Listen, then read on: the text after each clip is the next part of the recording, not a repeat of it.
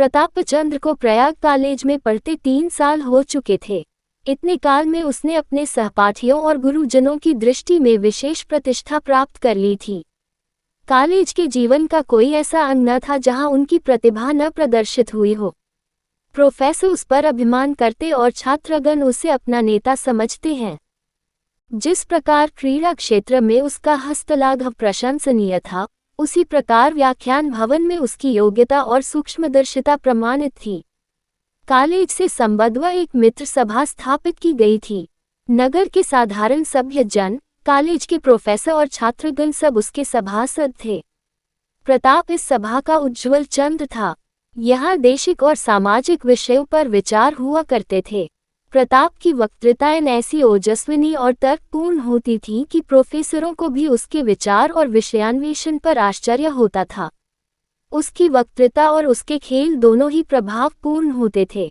जिस समय वह अपने साधारण वस्त्र पहने हुए प्लेटफॉर्म पर जाता, उस समय सभास्थित लोगों की आंखें उसकी ओर एकटक देखने लगती और चित्त में उत्सुकता और उत्साह की तरंगें उठने लगती। उसका वाक्चातुर्य, उसका संकेत और मृदुल उच्चारण, उसके अंगोपान की गति, सभी ऐसे प्रभाव पूरित होते थे मानो शारदा स्वयं उसकी सहायता करती है।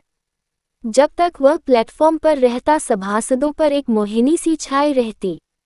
उसका एक एक वाक्य हृदय में भिद जाता और मुख से सहसा वाह वाह के शब्द निकल जाते। इसी विचार से उसकी वक्तृताएं प्रायः अंत में हुआ करती थी, क्योंकि बहुधा श्रोतागण उसी की वाक्तीक्ष्णता का आस्वादन करने के लिए आया करते थे। उनके शब्दों और उच्चारणों में स्वाभाविक प्रभाव था। साहित्य और इतिहास उसका अन्वेषण और अध्ययन के विशेष थे। जातियों की उन्नति और अवनति तथा उसके कारण और गति पर वह प्रायः विचार किया करता था। इस समय उसके इस परिश्रम और उद्योग के प्रेरक तथा वर्धक विशेषकर श्रोताओं के साधुवाद ही होते थे और उन्हीं को वह अपने कठिन परिश्रम का पुरस्कार समझता था। हाँ, उसके उत्साह की यह गति देखकर यह अनुमान किया जा सकता था कि वह होनहार बिरवा आगे चलकर कैसे फूल लाएगा और कैसे रंग रूप निकालेगा। अभी तक उसने क्षण भी के लिए भी इस पर ध्यान नहीं दिया था कि मेरे आगामी जीवन का क्या स्वरूप होगा। कभी सोचता कि प्रोफेसर हो जाऊंगा और खूब पुस्तकें लिखूंगा, कभी वकील बनने की भावना करता, कभी सोचता यदि छात्रवृत्ति प्राप्त होगी तो सिविल सर्विस का उद्योग करूंगा। किसी एक और मन नहीं टिकता था, परंतु प्रतापचंद्र उन विद्यार्थियों में से न था जिनका सारा उद्योग वक्तृता और पुस्तकों ही तक परिमित रहता है। उसके संयम और योग्यता का एक छोटा भाग जनता के लाभार्थ भी व्यय होता था। उसने प्रकृति से उदार और दयालु हृदय पाया था और सर्वसाधारण से मिलन जुलने और काम करने की योग्यता उसे पिता से मिली थी। इन्हीं कार्यों में उसका सदुत्साह पूर्ण रीति से प्रमाणित होता था। बहुधा संध्या समय वह कीटगंज और कटरा की दुर्गंधपूर्ण गलियों में घूमता दिखाई देता, जहां विशेषकर नीची जाति के लोग बसते हैं। जिन लोगों की परछाई से उच्च वर्ण का हिंदू भागता है, उनके साथ प्रताप टूटी खाट पर बैठकर घंटों बातें करता और यही कारण था कि इन मोहल्लों के निवासी उस पर प्राण देते थे। प्रेमाद और शारीरिक सुख प्रलोभ, ये दो अवगुण प्रतापचंद्र में नामात्र को भी न थे। कोई अनाथ मनुष्य हो, प्रताप उसकी सहायता के लिए तैयार था। कितनी रातें उसने झोपड़ों में कराहते हुए रोगियों के सिरहाने खड़े रहकर काटी थीं। इसी अभिप्राय से उसने जनता का लाभार्थ एक सभा भी स्थापित कर रखी थी और 2.5 वर्ष के अल्प समय में ही इस सभा ने जनता की सेवा में इतनी सफलता प्राप्त की थी कि प्रयागवासियों को उससे प्रेम हो गया था। कमलाचरण जिस समय प्रयाग पहुंचा, प्रतापचंद्र ने उसका बड़ा आदर किया। समय ने उसके चित्त के द्वेष की ज्वाला शांत कर दी थी। जिस समय वह विरजन की बीमारी का समाचार पाकर बनारस पहुंचा था और उससे भेंट होते ही विरजन की दशा सुधर चली थी, उसी समय प्रतापचंद्र को विश्वास हो गया था कि कमलाचरण ने उसके हृदय में वह स्थान नहीं पाया है जो मेरे लिए सुरक्षित है। यह विचार द्वेषाग्नि को शांत करने के लिए काफी था। इससे अतिरिक्त उसे प्रायः ये विचार भी उद्विग्न किया करता था कि मैं ही सुशीला का प्राणघातक हूँ। मेरी ही कठोर वाणियों ने उस बेचारी का प्राणघात किया और उसी समय से जबकि सुशील ने मरते समय रो रो कर उससे अपने अपराधों की क्षमा मांगी थी, प्रताप ने मन में ठान लिया था कि अवसर मिलेगा तो मैं इस पाप का प्रायश्चित अवश्य करूंगा। कमलाचरण का आदर सत्कार तथा शिक्षा सुधार में उसे किसी अंश में प्रायश्चित को पूर्ण करने का अपूर्व अवसर प्राप्त हुआ। वह उससे इस प्रकार व्यवहार रखता जैसे छोटा भाई के साथ अपने समय का कुछ भाग उसकी सहायता करने में व्यय करता और ऐसी सुगमता से शिक्षक का कर्तव्य पालन करता कि शिक्षा एक रोचक कथा का रूप धारण कर लेती। परंतु प्रतापचंद्र के इन प्रयत्नों के होते हुए भी कमलाचरण का जी यहाँ बहुत घबराता। सारे छात्रावास में उसके स्वभावानुकूल एक मनुष्य भी न था जिससे वह अपने मन का दुख कहता। वह प्रताप से निस्संकोच रहते हुए भी चित्त की बहुत सी बातें न कहता था। जब निर्जनता से जी अधिक घबराता तो विरजन को कोसने लगता कि मेरे सिर पर यह सब आपत्तियां उसी की लादी हुई हैं। उसे मुझसे प्रेम नहीं, मुख और लेखनी का प्रेम भी कोई प्रेम है। मैं चाहे उस पर प्राण ही क्यों न वारूं, पर उसका प्रेम वाणी और लेखनी से बाहर न निकलेगा। ऐसी मूर्ति के आगे जो पसीजना जानती ही नहीं, सिर पटकने से क्या लाभ। इन विचारों ने यहाँ तक जोर पकड़ा कि उसने विरजन को पत्र लिखना भी त्याग दिया। वह बेचारी अपने पत्रों में कलेजा निकला कर रख देती, पर कमला उत्तर तक न देता। यदि देता भी तो रुखा और हृदय विदारक। इस समय विरजन की एक एक बात, उसकी एक एक चाल उसके प्रेम की शिथिलता का परिचय देती हुई प्रतीत होती थी।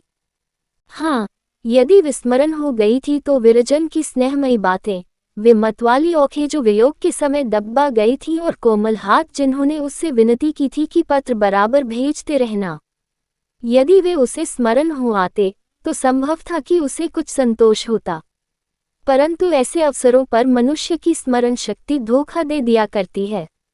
निदान कमलाचरण ने अपने मन बहलाव का एक ढंग सोच ही निकाला। जिस समय से उसे कुछ ज्ञान हुआ तभी से उसे सौंदर्य वाटिका में भ्रमण करने की चाट पड़ी थी। सौंदर्योपासना उसका स्वभाव हो गया था। वह उसके लिए ऐसी ही अनिवार्य थी जैसे शरीर रक्षा के लिए भोजन। बोर्डिंग हाउस से मिली हुई एक सेठ की वाटिका थी और उसकी देखभाल के लिए माली नौकर था। उस माली के सरयू देवी नाम की एक कुंवारी लड़की थी। यद्यपि वह परम सुंदरी न थी, तथापि कमला सौंदर्य का इतना इच्छुक न था जितना किसी विनोद की सामग्री का। कोई भी स्त्री जिसके शरीर पर यौवन की झलक हो, उसका मन बहलाने के लिए समुचित थी। कमला इस लड़की पर डोरे डालने लगा। संध्या समय निरंतर वाटिका की पटरियों पर टहलता हुआ दिखाई देता और लड़के तो मैदान में कसरत करते, पर कमलाचरण वाटिका में आकर ताक झांक किया करता। धीरे धीरे सरयू देवी से परिचय हो गया। वह उससे गजरे मोल लेता और चौगुन मूल्य देता। माली को त्योहार के समय सबसे अधिक त्योहरी कमलाचरण ही से मिलती। यहाँ तक कि सरयू देवी उसके प्रीति रूपी जाल का आखेट हो गई और एक दो बार अंधकार के पर्दे में परस्पर संभोग भी हो गया। एक दिन संध्या का समय था, सब विद्यार्थी सैर को गए हुए थे। कमला अकेला वाटिका में टहलता था और रह रहकर माली के झोपड़ों की ओर झांकता था। अचानक झोपड़े में से सरयू देवी ने उसे संकेत द्वारा बुलाया। कमला बड़ी शीघ्रता से भीतर घुस गया। आज सरयू देवी ने मलमल की साड़ी पहनी थी जो कमला बाबू का उपहार थी। सिर में सुगंधित तेल डाला था जो कमला बाबू बनारस से लाए थे और एक छींट का सलूका पहने हुई थी जो बाबू साहब ने उसके लिए बनवा दिया था। आज वह अपनी दृष्टि में परम सुंदरी प्रतीत होती थी, नहीं तो कमला जैसा धनी मनुष्य उस पर क्यों पान देता। कमला खटोले पर बैठा हुआ सरयू देवी के हाव भाव को मतवाली दृष्टि से देख रहा था। उसे उस समय सरयू देवी व्रजरानी से किसी प्रकार कम सुंदरी नहीं दिख पड़ती थी। वर्ण में तनिक सा अंतर था, पर यह ऐसा कोई बड़ा अंतर नहीं। उसे सरयू देवी का प्रेम सच्चा और उत्साहपूर्ण जान पड़ता था, क्योंकि वह जब कभी बनारस जाने की चर्चा करता तो सरयू देवी फूट फूट कर रोने लगती और कहती कि मुझे भी लेते चलना, मैं तुम्हारा संग न छोड़ूंगी। कहाँ ये प्रेम की तीव्रता व उत्साह का बाहुल्य और कहाँ विरजन की उदासीन सेवा और निर्दयतापूर्ण अभ्यर्थना। कमला अभी भली भांति आँखों को सेंकने भी न पाया था कि अकस्मात माली ने आकर द्वार खटखटाया। अब काटो तो शरीर में रुधिर नहीं, चेहरे का रंग उड़ गया। सरयू देवी से गिड़गिड़ाकर बोला, मैं कहाँ जाऊं। सरयू देवी का ज्ञान आप ही शून्य हो गया। घबराहट में मुख से शब्द तक न निकला। इतने में माली ने फिर किवाड़ खटखटाया। बेचारी सरयू देवी विवश थी। उसने डरते डरते किवाड़ खोल दिया। कमलाचरण एक कोने में श्वास रोककर खड़ा हो गया।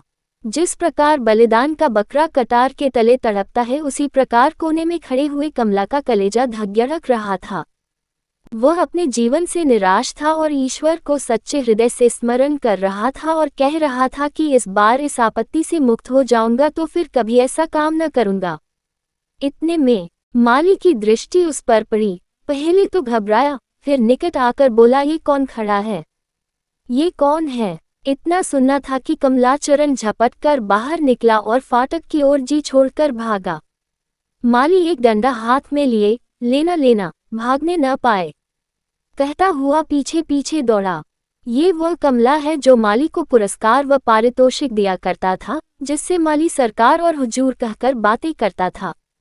वही कमला आज उसी माली सम्मुख इस प्रकार जान लेकर भागा जाता है। पाप अग्नि का वह कुंड है जो आदर और मान, साहस और धैर्य को क्षण भर में जलाकर भस्म कर देता है। कमलाचरण वृक्षों और लताओं की ओट में दौड़ता हुआ फाटक से बाहर निकला। सड़क पर तानगा जा रहा था, जो बैठा और हाँफते हाँफते अशक्त होकर गाड़ी के पटरे पर गिर पड़ा। यद्यपि माली ने फाटक भी पीछा न किया था, तथापि कमला प्रत्येक आने जाने वाले पर चौंक चौंक कर दृष्टि डालता था, मानो सारा संसार शत्रु हो गया है। दुर्भाग्य ने एक और गुल खिलाया। स्टेशन पर पहुंचते ही घबराहट का मारा गाड़ी में जाकर बैठ गया, परंतु उसे टिकट लेने की सुधि ही न रही और न उसे यह खबर थी कि मैं किधर जा रहा हूँ। वह इस समय इस नगर से भागना चाहता था, चाहे कहीं हो। कुछ दूर चला था कि अंग्रेज अफसर लालटेन लिए आता दिखाई दिया। उसके संग एक सिपाही भी था। वह यात्रियों का टिकट देखता चला आता था, परंतु कमला ने जान कि कोई पुलिस अफसर है। भय के मारे हाथ पांव सनसनाने लगे, कलेजा धड़कने लगा। जब अंग्रेज दसूरी गलियों में जांच करता रहा, तब तक तो वह कलेजा कड़ा के प्रकार बैठा रहा, परंतु जो उसके डिब्बे का फाटक खुला, कमला के हाथ पांव फूल गए, नेत्रों के सामने अंधेरा छा गया। उतावलेपन से दूसरी ओर का किवाड़ खोलकर चलती हुई रेलगाड़ी पर से नीचे कूद पड़ा। सिपाही और रेलवाले साहब ने उसे इस प्रकार कूदते देखा तो समझा कि कोई अभ्यस्त डाकू है। मारे हर्ष के फूले न समाये कि पारितोषिक अलग मिलेगा और वेतनोन्नति अलग होगी। झट लाल बत्ती दिखाए। तनिक देर में गाड़ी रुक गई। अब गार्ड, सिपाही और टिकट वाले साहब कुछ अन्य मनुष्यों के सहित गाड़ी उतर गई।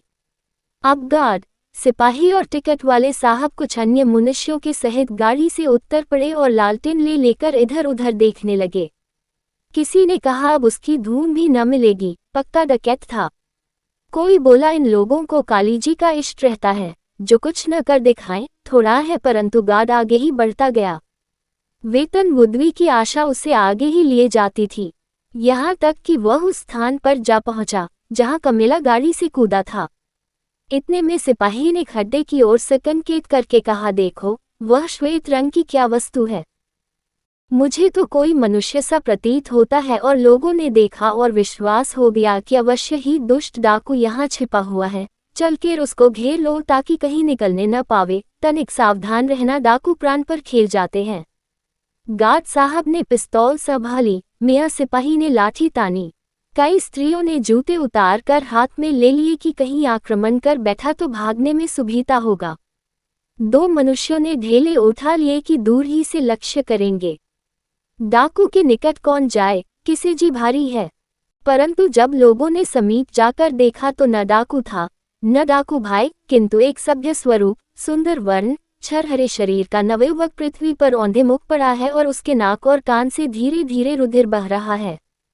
कमला ने इधर सांस तोड़ी और विरजन एक भयानक स्वप्न देखकर चौंक पड़ी। सरयू देवी ने विरजन का सुहाग लूट लिया।